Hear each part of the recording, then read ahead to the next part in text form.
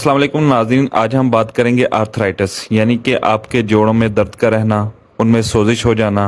अगर आप इन जोड़ों की दर्दों को ख़त्म करने के लिए बहुत लंबे अरसे से पेन किलर्स ले रहे हैं, स्टीरॉयड ले रहे हैं और ये दर्द ठीक नहीं हो रहा, या फिर आप जैसे ही मेडिसिन छोड़ देते हैं तो ये दर्द वापस आ जाता है। इन जोड़ों के दर्दों से हमेशा के लिए छुटकारा पाने के लिए मैं आज आपको ऐसी इन्फॉर्मेशन देने जा रहा हूँ जो आपने पहले कभी नहीं सुनी होंगी। आजकल ये जोड़ों के दर्दों का मसला इतना ज़्यादा कॉमन हो गया है कि आपने अपने इर्द गिर्द देखा होगा कि अपने घर में हर तीसरा बंदा जो है वो इस बीमारी का शिकार है। उल्टा इसके लिए हम पेन किलर्स खा के अपने मैदे और गुर्दे खराब करते हैं और साथ स्टीरॉयड के इतने ज़्यादा साइड इफेक्ट है हमारी बॉडी पे।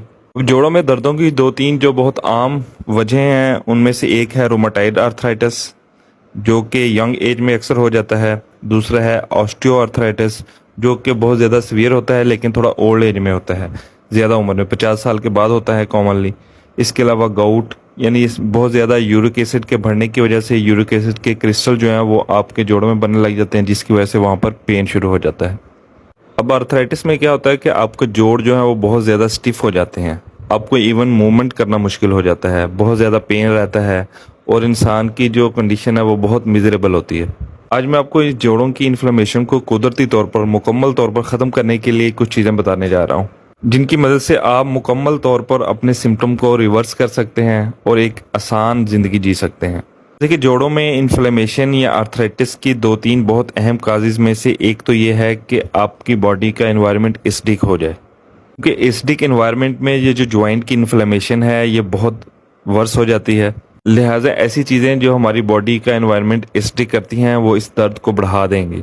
इसके अलावा कुछ केसेस में ये आर्थराइटिस का मसला जो है वो जेनेटिकली भी आप में शिफ्ट होता है। लिहाजा अगर आप अपनी बॉडी में जॉइंट्स की इन्फ्लेमेशन, इन जोड़ों के दर्दों को कम करना चाहते हैं तो आपको वो सब चीज़ें से अवॉइड करना होगा जो कि हमारी बॉडी के एनवायरनमेंट को एसिडिक बना देती हैं, और वो सब चीज़ें यूज़ करनी हैं जो कि हमारी बॉडी के एनवायरनमेंट को अल्कलाइन रखती हैं। देखिए कि ऑक्सीजन जो है वो हमारी बॉडी के लिए बहुत ज़्यादा ज़रूरी है, और आपको ये बात मैं बताता चलूँ, जो ऑक्सीजन है ये अल्कलाइन इफेक्ट रखती है हमारी बॉडी पर। लिहाजा हमने कुछ ऐसा मेथड यूज़ करना है जिससे हमारे जॉइंट्स में ऑक्सीजन का फ्लो बढ़ जाए।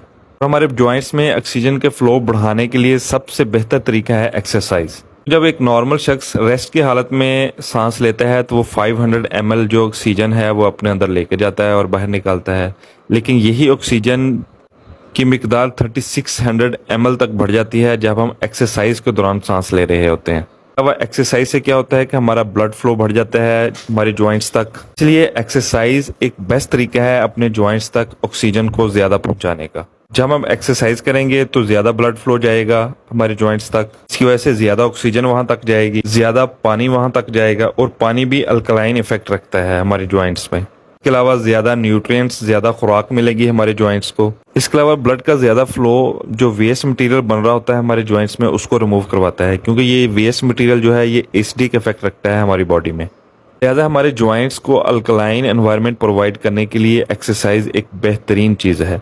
अब आप सोच रहे होंगे कि अगर एक शख्स में आर्थराइटिस है, उसके जोड़ों में पहले बहुत ज़्यादा दर्द है, स्टिफनेस है, इवन कि वो मूव नहीं कर रहे, तो एक्सरसाइज कैसे करे। देखिए, आपको एक्सरसाइज तो लाजमी करना होगी, लेकिन आप बिल्कुल मामूली मूवमेंट से शुरू करें, फिर आहिस्ता आहिस्ता इस एक्सरसाइज को बढ़ाते। अब आर्थराइटिस के पेशेंट के लिए जो सबसे बेस्ट एक्सरसाइज है वो है स्विमिंग, क्योंकि स्विमिंग के दौरान ना तो आपके जोड़ों के ऊपर वजन आता है और ये सबसे बेस्ट एक्सरसाइज है। लेकिन अगर आप स्विमिंग नहीं कर सकते तो आप रिबाउंडिंग कर सकते हैं। आप स्लो जंपिंग मूवमेंट से स्टार्ट करें और आहिस्ता आहिस्ता इसको बढ़ाते जाएं।